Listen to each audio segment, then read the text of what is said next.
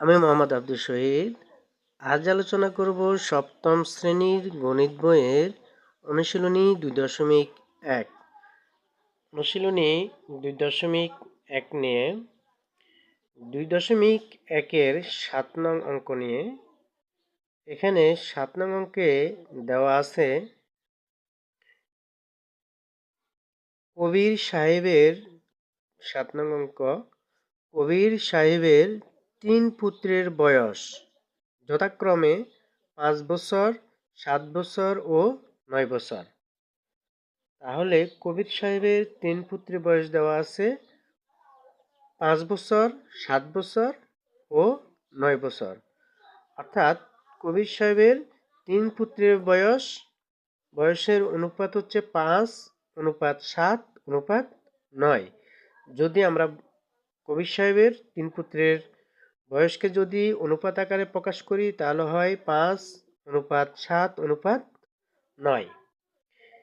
এরপরে আমাদেরকে বলছে তিনি 4200 টাকা 3 পুত্রকে তাদের বয়সের অনুপাতে ভাগ করে দিলেন, কে কত টাকা পাবে?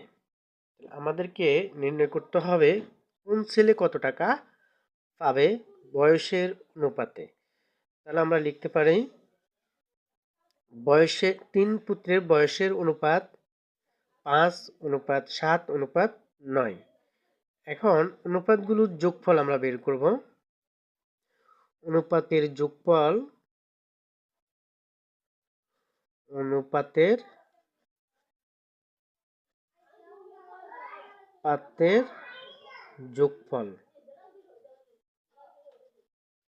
যোগফল অনুপাতের যোগফল সমান সমান আমরা লিখতে পারি 5+7+9 সমান হচ্ছে আমাদের 21। তাহলে অনুপাতের যোগফল বা অনুপাতগুলোর যোগফল হচ্ছে 21।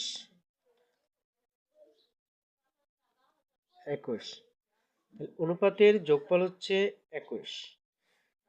এখন আমাদেরকে বের করতে হবে কোন ছেলে কত টাকা পাবে।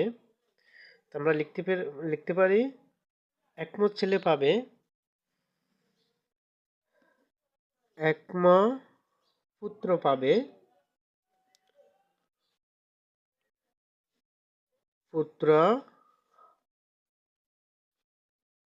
পাবে সমান সমান দিয়ে লিখতে পারি। তাহলে প্রথম পুত্রের বয়সের অনুপাত হচ্ছে 5 এবং দ্বিতীয় পুত্রের বয়সের অনুপাত হচ্ছে 7, তৃতীয় পুত্রের বয়সের অনুপাত হচ্ছে 9। একম পুত্র পাবে, মোট টাকা হচ্ছে 4200। আমাদের এখানে দেওয়া আছে তিনি 4200 টাকা 3 পুত্রকে তাদের বয়সের অনুপাতে ভাগ করে দিলেন, কে কত টাকা পাবে।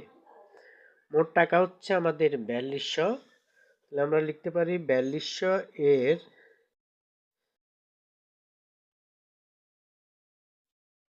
এর ভাগগুণ চিহ্ন দিলে হবে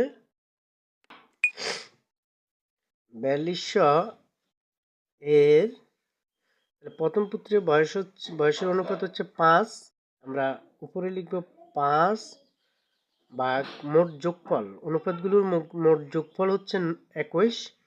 আমরা 21 লিখব 21। এখন যদি আমরা কাটাকাটি দিই 21 আর 42 যদি কাটি তাহলে হয় 21 দুগুণে 42, 2 আর শূন্য আছে দুইটা বসাই দিব। এখন এ লাইন সমান লেখা যায় সমান সমান গুণ দিলে 200 এর 5 দিয়ে গুণ দিলে 5 0 0 5 0 0 5 দুগুণে 10।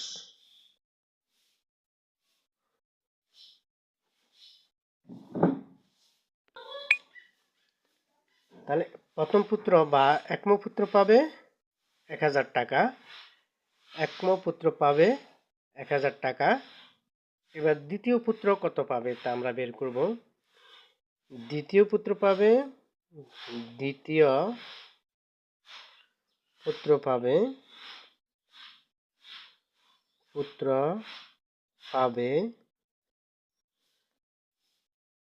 সমান দিয়ে লিখতে পারি আমরা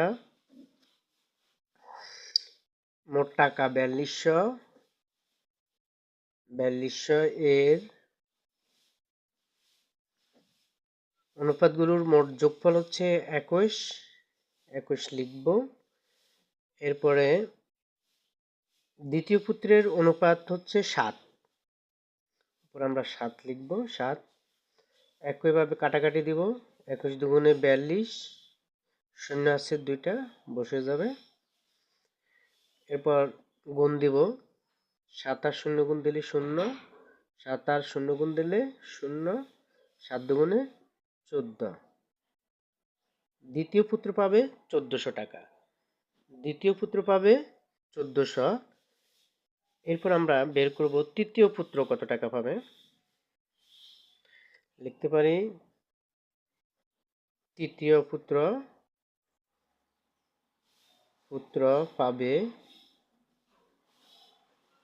পাবে সমান সমান 4200 মোট 4200 গুণ বা এর লিখলে হবে এখানে এর তাহলে আমাদের তৃতীয় পুত্রের বয়সের অনুপাত হচ্ছে 9। আমরা উপর লিখব 9, নিচে হচ্ছে মোট অনুপাতের যোগফল 21 লিখব। 21 আর 42 কাটা দিলে 21 দুগুণে 42, 0 0 0, বসে গেল। এবার সমান দিয়ে এবার 9 আর 200 গুণ দিলে 9 আর 0 গুণ দিলে 0, 9 আর 0 গুণ দিলে 0, 9 দুগুণে 1800 টাকা। তাহলে তৃতীয় পুত্র পাবে 1800 টাকা। উত্তর দিয়ে আমরা লিখতে পারি উত্তর লিখব উত্তর একম পুত্র পাবে